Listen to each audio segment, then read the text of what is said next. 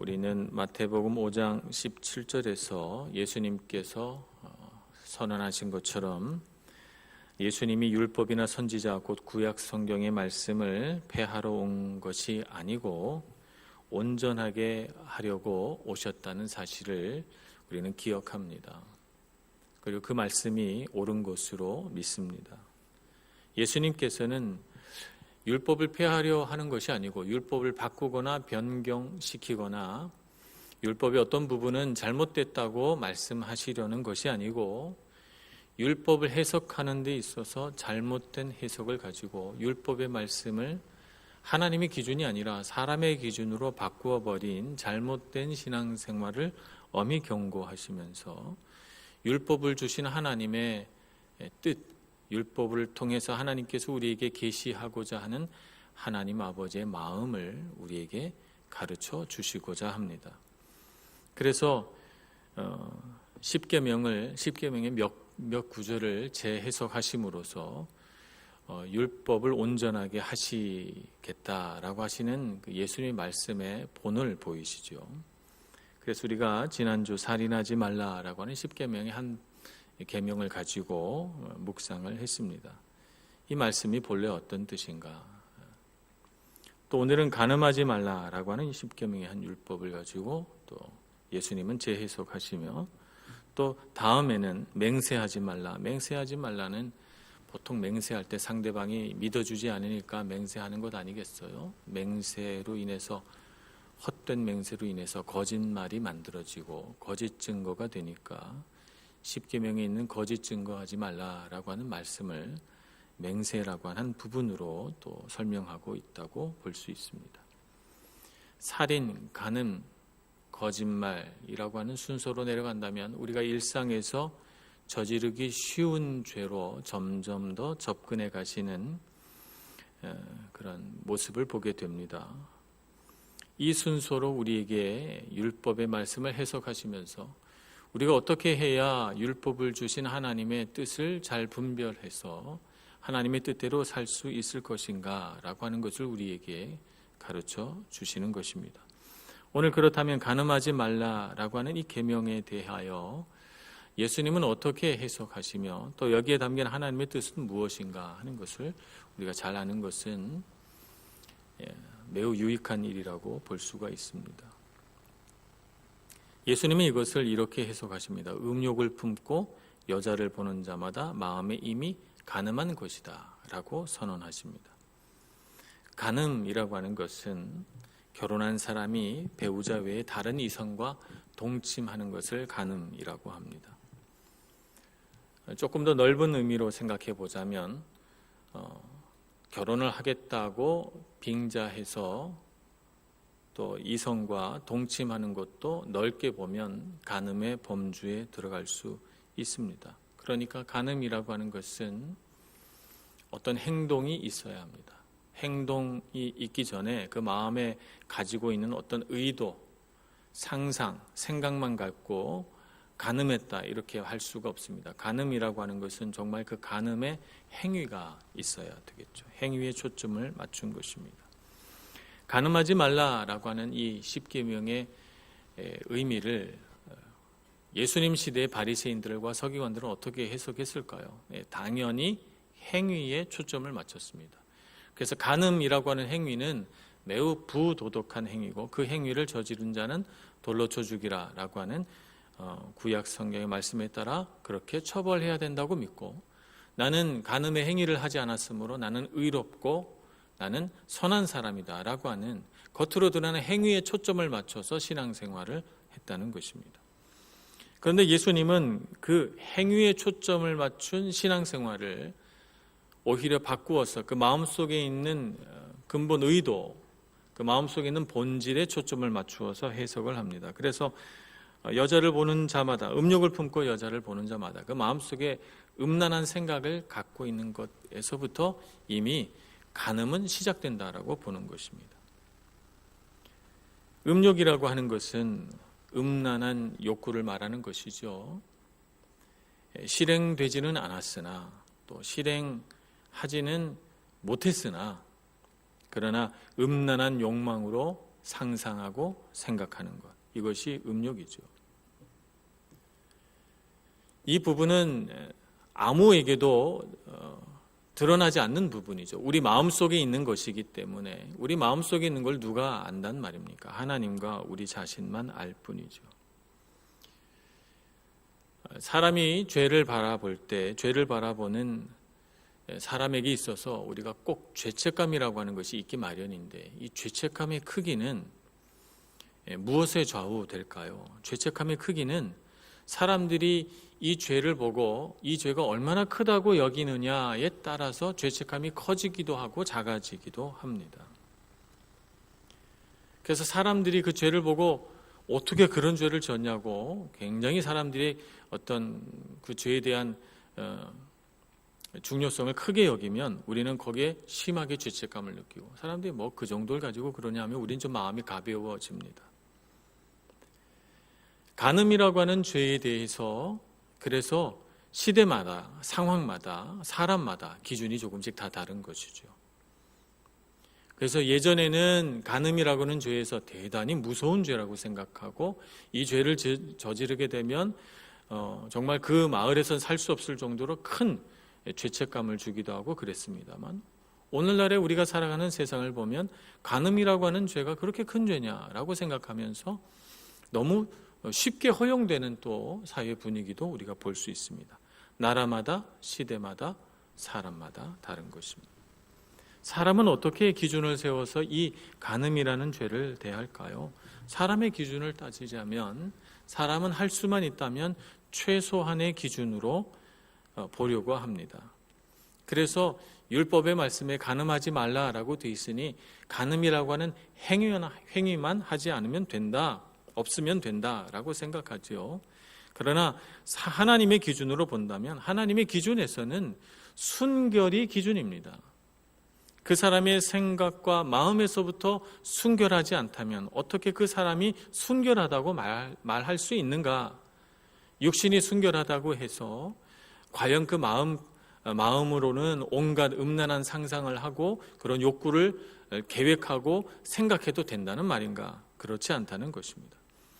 그래서 하나님의 기준을 따르면 사람이 마음으로 무엇을 품고 생각하고 살아가느냐, 거기서부터 순결한가 간음의 죄를 저지르는가가 시작된다고 보는 것입니다.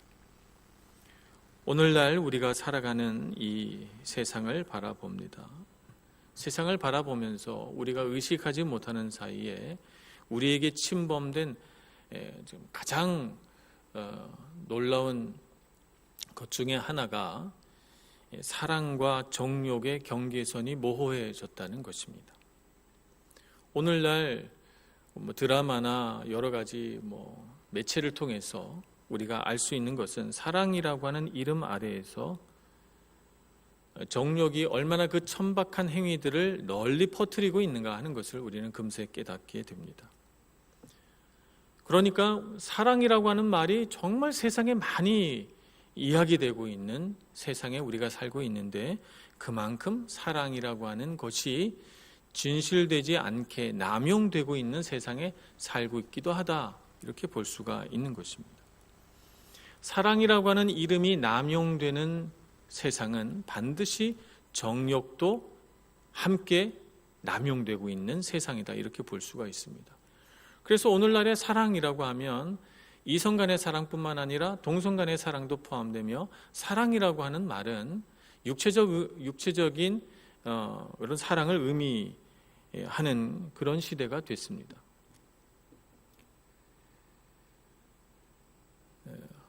어제 제가 우리 목회자 연합회가 있어서 잠깐 우리 목사님들끼리 모였는데, 동성애 이야기가 나와서 남자들끼리 이태리에서 이렇게 같이 걸어가면 오해받는다, 이런 얘기를 하시면서 목사님 중에 한 분이 그러시더라고요.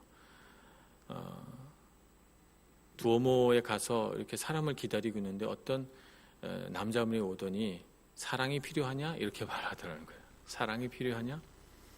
그래서 깜짝 놀라서 나 필요 없다고 이렇게 얘기를 했는데, 나중에 알고 봤더니 동성애를 하는 사람이 은어적으로 나랑 육체 관계를 맺을래? 라고 하는 뜻에서 아비조녀 디 다모레? 이렇게 묻는다는 거예요. 아비조녀 다모레. 이태리 사람들은 사랑한다는 말을 할 때 아모레라는 말을 잘 안 쓴다고 또 어떤 분은 그러시더라고요.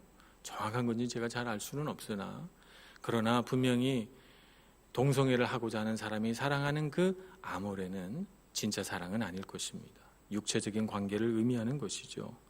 사랑이 남용되는 세상, 진짜 사랑, 정말 사랑받는다는 느낌, 아껴주고 희생하고 헌신하고 하는 그런 진짜 사랑이 아니라 육체적 사랑이, 말하자면, 정확하게 말하자면 정욕이 사랑으로 유통되고 사용되어지는 세상을 우리가 살아가고 있다, 이렇게 볼 수가 있는 것입니다. 그래서 진짜 사랑은 어리석은 것으로 치부되고, 가짜 사랑은 그럴듯하게 포장돼서 진짜 사랑 대신 소비되고 있는 이 세상을 바라봅니다. 우리가 어떻게 살아야 할까요? 이 세상의 빛과 소금이 되려면 우리가 어떻게 살아야 할까요? 이삭에게는 두 아들이 있었습니다. 한 아들은 에서. 에서는 키가 크고 얼굴이 붉고 잘생겼습니다. 많은 그 지역에 사는 이방 여인들이 에서를 좋아했습니다. 야곱은 그렇지는 못했나 봅니다. 어머니와 같이 집에 있는 것을 좋아했고 그에게 많은 여성들이 좋아하며 따라다녔다라고 하는 성경의 기록은 없습니다. 에서는 그래서 금세 결혼을 했습니다. 아마도 이삭과 리브가의 허락을 받아서 결혼한 것은 아닌 듯 싶습니다. 그 나이 40세가 됐을 때 헷 족속에게서 유딧과 바스맛이라고 하는 두 아내를 얻어서 결혼할 때부터 벌써 두 아내를 얻어서 살았습니다. 그에게 있어서 정말 중요한 것은 자신의 욕구였습니다. 어떻게 아름다운 가정을 이루어서 하나님 앞에서 아름다운 사랑을 하며 살 것이냐라고 하는 것보다 그에게 있어서 중요한 것은 나는 정욕이 넘침으로 정욕에 따라서 정말 마음껏 나를 좋아하는 여인들을 사귀어보고 육체적 관계를 맺겠다는 것이 아니었을까 추측을 해봅니다. 이런 추측을 가능하게 하는 것은 장자의 명분을 팔 때 그는 배고픔의 충동을 이기지 못하고 그 욕구 앞에서 장자라고 하는 정말 귀한 자신의 특권을 그냥 내놓는 것이죠. 충동적으로. 반면에 야곱은 어땠습니까? 야곱은 라헬을 사랑했고 라헬을 사랑했기 때문에 14년간이나 삼촌 라반의 집에서 일하게 됩니다. 그가 7년 일하고 삼촌 라반에게 속았으나 자신의 사랑이 삼촌 라반에게 어리석은 것으로 취급되고 노동 착취의 수단으로 이용되었으나 그는 실망하지 않고 또다시 7년을 일하여 마침내 정말 자기가 사랑하는 라헬을 아내로 얻습니다. 그래서 그의 마음이 변했습니까? 아닙니다. 라헬을 정말 사랑했고 라헬이 낳은 두 아들을 사랑했습니다. 야곱의 진실한 사랑은 육체적인 정욕에 넘어지지 않았습니다. 하나님께서 왜 에서는 버리시고 야곱을 택했는지 제가 다 알 수는 없습니다만, 그러나 야곱이 한 여인을 깊이 사랑한 그의 일생을 본다면 하나님께서 사랑할 만한 무엇인가가 그의 마음속에 있었을 수 있겠다, 이런 생각을 해보는 것입니다. 우리는 이 세상을 바라봅니다. 이 세상에서는 에서와 같은 사람이 넘쳐납니다. 누구든지 에서와 같은 사람이 되고자 얼굴도 성형하고 멋진 옷을 입고 그럴듯한 여러 가지 상대방을 유혹할 수 있는 기술들로 무장합니다. 오늘날 야곱과 같은 사람은 어리석은 사람으로 취급받고 그렇게 어리석어서 되겠느냐고 충고를 받습니다. 여러분, 우리는 사랑을 택해야 될 줄로 믿습니다. 정욕을 택하지 말고 사랑을 택하여 살아가는 우리가 되기를 소망합니다. 예수님께서 우리를 위하여 오래 참으시고 헌신하시고 섬기시고 결국에는 자기의 목숨까지 내어 주신 것처럼 우리도 이 세상을 살아가면서 정말 진짜 사랑을 하며 살아갈 수 있어야 되겠습니다. 정말 누군가를 향하여 헌신하고 오래 참고 우리의 순결을 주고 그로 인해서 우리의 생명까지 바칠 수 있는 그런 숭고한 사랑을 우리가 일생을 살면서 단 한 번만이라도 하고 살아가야 되지 않겠습니까? 그러므로 세상이 허용해 준다고 세상 물결을 따라서 세상의 기준이 이렇게 낮아지고 많은 것들을 허용해 주는 시대가 됐으니 얼마나 좋은가라고 생각하면서 세상에 합하여 살아가는 사람이 되어서는 안 되겠습니다. 정욕이라고 하는 것이 얼마나 위험합니까? 정욕은 세상에서 가장 낮은 지위에 있는 사람에서부터 가장 높은 지위에 있는 사람까지 한순간에 사람을 무너뜨리고 그 모든 사람에게 정말 공평하게 다가오는 위험성을 갖고 있습니다. 가장 비도덕적인 곳에서도 정욕은 난무하게 되고 가장 영적으로 높은 곳까지 정욕은 보이지 않게 스며들어서 사람의 마음과 생각과 그 사람의 고결함까지도 무참하게 짓밟아 버리는 것입니다. 우리는 정욕의 위험성을 피할 곳이 단 한 군데도 없다는 것을 알고 우리는 항상 근신하며 깨어 기도해야 될 것입니다. 나는 그렇지 않겠지 생각하면 안 될 것입니다. 종교의 울타리 안에서도 교회 안에서도 이것은 마찬가지입니다. 교회 안에서 우리가 육체적인 순교를 우리가 쉽게 생각하다가 얼마나 많은 교회 지도자들이 얼마나 많은 교회들이 이 정욕으로 인하여 비난받고 무너집니까? 얼마나 많은 이단들이 이 육체적 정욕을 허용해 줌으로써 비밀리에 보이지 않는 곳에서 수많은 이단들이 이런 비도덕적인 간음들을 행하는지 모르겠습니다. 우리는 사랑을 택해야 할 것입니다. 헌신하고 하나님의 사랑을 닮은 사랑을, 예수님의 사랑을 닮은 사랑을 헌신하며 베풀며 오래 참고 기다리는 우리가 되어서 정말 우리 삶 가운데 고결하고 아름답고 거룩한 사랑이 열매로 맺혀지기를 소망합니다.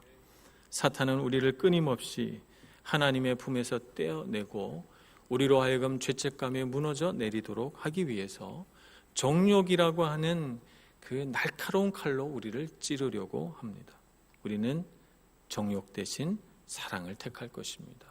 하나님의 사랑 안에 거하고 하나님의 사랑을 배우고 하나님의 사랑으로 사랑할 것입니다. 그렇게 할 수 있는 여러분들 되시기를 축복합니다.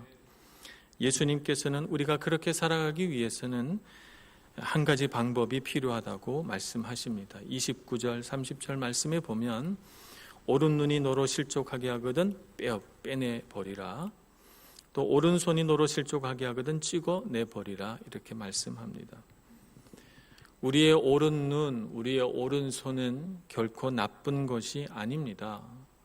눈은 잘 보게 해주고 손은 우리로 하여금 유용하게 사용하는 하나의 도구가 됩니다.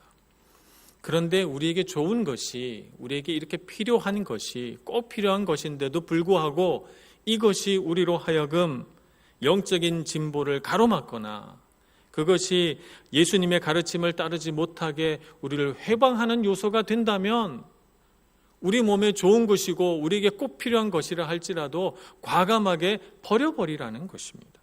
잘라버리라는 것입니다. 사람의 눈에 불구로 사는 것이 하나님 눈에 사랑스럽게 사는, 사람의 눈으로 불구자이지만 하나님 눈에 사랑스러운 것이 사람의 눈에는 온전하고 아름답게 보이나 하나님 눈에 불구자인 것처럼 보이는 것보다 훨씬 낫다는 것입니다. 그래서 우리는 사람 앞에 내가 얼마나 아름답고 멋진가라고 하는 것을 드러내기보다 하나님께서 나를 어떻게 보시나 생각해보고 내가 하나님 앞에서 부끄럽다면 내게 내 삶에 아무리 좋은 것, 아무리 귀한 것이라도 그것을 잘라버릴 수 있는 그런 훈련된 마음을 가져야 한다는 것입니다. 로마서 12장 1절 2절 말씀은 그와 같은 우리의 훈련된 마음을 이렇게 표현합니다. 그러므로 형제들아 내가 하나님의 모든 자비하심으로 너희를 권하노니 너희 몸을 하나님이 기뻐하시는 거룩한 산 제물로 드리라. 이는 너희가 드릴 영적 예배니라. 너희는 이 세대를 본받지 말고 오직 마음을 새롭게 함으로 변화를 받아 하나님의 선하시고 기뻐하시고 온전하신 뜻이 무엇인지 분별하도록 하라 라고 명령하십니다. 우리는 우리의 몸을 하나님 앞에 거룩한 산 제물로 드려야 할 것입니다. 우리의 일상을 하나님 앞에 드려야 합니다. 우리가 마음에 묵상하는 생각, 우리가 우리 입술로 내뱉는 말들, 우리가 바라보는 것, 우리 손으로 행하는 것, 이 모든 것이 하나님 앞에 드리는 예배인 줄 알고 거룩하게 우리의 삶을 만들어갈 수 있는 우리 모두가 되기를 소망합니다. 그것이 사람들 앞에서는 어리석게 보이고 바보처럼 보일지라도 하나님의 마음을 기쁘시게 하는 것이고 하나님의 성품이 우리 안에서 자라나도록 해주는 것이라면 그런 놀림과 어리석은 조롱과 비난에도 불구하고 우리는 이 길을 꿋꿋이 걸어가야 할 것입니다. 그렇게 우리가 우리 삶 속에서 계속해서 우리의 마음과 우리의 삶을 훈련시켜 나가야만 이 거친 세상, 죄에 대하여는 쉽게 허용해주고 거룩에 대하여는 너무나도 먼 이 세상을 하나님의 뜻대로 변화시킬 수 있는 것입니다. 또 예수님께서는 누구든지 아내를 버리려거든 이혼 증서를 줄 것이라 하였으나 라고 하시면서 신명기 24장 1절에 이혼 증서를 써주고 이혼할 수 있도록 허용해 준 이 율법의 말씀을 재해석하십니다. 이 말씀의 뜻은 이혼하고 싶으면 이혼 증서 써주고 이혼해도 된다라고 하는 말씀이 아니라는 것이죠. 결혼 관계에서 고대에서는 남자들이 항상 강자의 위치에 있었기 때문에 얼마든지 여성들을 마음에 안 들면 버릴 수 있었어요. 고대에서는 여성에게 재산권도 어떤 권리도 주어지지 않았기 때문에 남편에게 버림받은 여성은 세상에서 살아갈 능력을 상실해 버리게 됩니다. 그래서 약자인 여성을 보호하기 위해서 정말 이혼하고 싶거든 이혼 증서를 써주라. 그러면 그 여인이 이혼 증서를 가지고 다시 다른 남자와 정당하게 결혼할 수 있지 않겠느냐. 그래서 그 여인이 이 세상에서 권리를 버리고 살지 않고 권리를 가지고 살 수 있게 해주라고 이 율법의 말씀을 해놓은 것인데 그것을 사람의 생각대로 잘못 해석해서 이혼하고 싶으면 이혼 증서 써주면 된다라고 해석하는 것입니다. 예수님 시대에. 그러나 예수님은 이렇게 가르치십니다. 누구든지 음행한 이유 없이 아내를 버리면 이는 그로 간음하게 하며 또 누구든지 버림받은 아내에게 장가드는 자도 간음함이니라. 그래서 마음에 들지 않는다고 성격이 맞지 않는다고 서로 취향이 다르다고 이런저런 인간적인 이유로 이혼하는 것은 안 된다라고 예수님은 못 받고 있습니다. 음행한 이유, 간통이나 간음이나 매춘이나 등등의 이유 외에는 이혼할 수 없다라고 예수님은 못 받고 있는 것이죠. 오늘날 참 결혼이 어려운 시대입니다. 참 오늘 또 자료를 보니까 2017년보다 2018년에 결혼 연령이 남자는 2살, 여성은 3.5살 높아졌다는 뉴스를 봤습니다. 점점 더 결혼 연령이 올라가서 남자들은 35이나 돼야 여성들은 한 34세는 돼야 결혼 정령이다 말할 수 있는 시대가 되었습니다. 결혼하기 참 어려운데 정말 놀라운 것은 결혼하기는 이렇게 어려운데 이혼하는 건 너무 쉽다는 것이죠. 이혼율이 선진국보다도 더 높습니다. 우리나라가. 이혼으로 인하여서 얼마나 많은 가정의 자녀들이 고통받고 가정이 파괴됨으로써 얼마나 많은 사람들이 고통받습니까? 그런데도 우리 부부관계에 문제가 생기면 가장 쉬운 해결책으로 이혼을 생각합니다. 하나님께서 가정을 창조하실 때 우리에게 결혼관계라고 하는 거룩하고 아름다운 관계를 주셨을 때 이렇게 쉽게 이혼하라고 한 것은 아닐 것입니다. 우리는 우리의 성격이 다르고 우리의 성품이 다르고 우리 살아온 삶의 과정이 다르지만 하나님께서 주신 은혜로 섬기고 사랑하고 헌신하면서 하나님 앞에서 자라가야 하는 하나의 어떤 터로서 가정을 생각을 해야지 마음에 맞지 않으니 이혼하고 나랑 맞는 사람과 살아야지 천만의 말씀입니다. 가정생활을 정상적으로 내가 꾸려나갈 수 없다면 부부관계에 문제가 있다면 그 문제는 내가 이혼하고 다른 사람과 결혼해도 여전히 그 문제는 내 안에 있기 때문에 동일한 문제를 반복할 수밖에 없습니다. 그러므로 우리는 누구와 결혼했느냐보다 더 중요한 것이 결혼 관계 안에서 우리가 얼마나 우리의 자신의 마음을 내려놓고 하나님 앞에서 훈련받느냐라고 하는 것이 중요한 것입니다. 많은 이 세상의 사람들이 어리석게도 사람을 바꾸면, 파트너를 바꾸면 결혼 생활이 행복해질 줄로 알지만 그렇지 않습니다. 결혼에는 많은 어려움이 있습니다. 넘어야 할 산이 있습니다. 하나님 앞에서 훈련된 마음으로 이해하고 섬기고 사랑하고 우리의 옛자를 십자가에 못 박지 않는 한 우리에게 있어서 행복한 결혼 생활이란 쉽게 찾아오지 않습니다. 그러므로 쉽게 이혼하는 이 세상 속에서 정말 거룩하고 아름답고 헌신된 결혼 관계를 누리고 그런 결혼 관계를 만들어낼 수 있는 우리가 되기를 소망합니다. 그래서 하나님 안에서 참 얼마나 복된가, 우리의 결혼이, 우리의 가정이 얼마나 아름답고 귀한가 하는 것을 자꾸 고백할 수 있는 우리 성도들이 되기를 소망합니다. 우리 모든 그리스도인들이 되기를 소망합니다. 가정 안에 소망이 있습니다. 그러므로 아내를 위하여, 남편을 위하여 자기 자신을 십자가에 못 박고 나는 죽고 예수로 사는 삶을 살아서 우리가 다 배우자에게 예수 같은 사람 되기를 소망합니다. 그럼으로써 우리의 가정이 살고 내가 헌신하여 죽음으로, 내가 권리 포기하고 내가 낮아짐으로 우리의 가정 안에서 하나님이 높아지고 그리스도의 향기가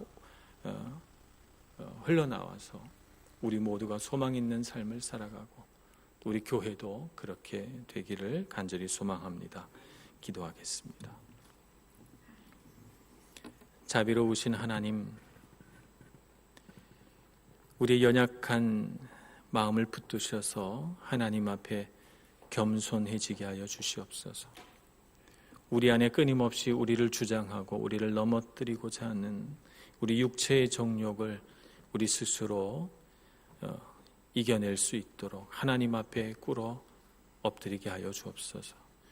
우리 안에 있는 이 치열한 싸움 속에서 우리 마음이 교만해지지 않게 해주시고 예수 그리스도의 십자가 은혜를 의지함으로 정욕 대신 주님의 사랑을 택할 수 있는 저희들 되게 해주시고 주님께서 우리를 온전하게 세우시는 놀라운 은혜를 우리 삶 가운데서 누리게 하여 주옵소서. 예수님의 이름으로 기도합니다. 아멘.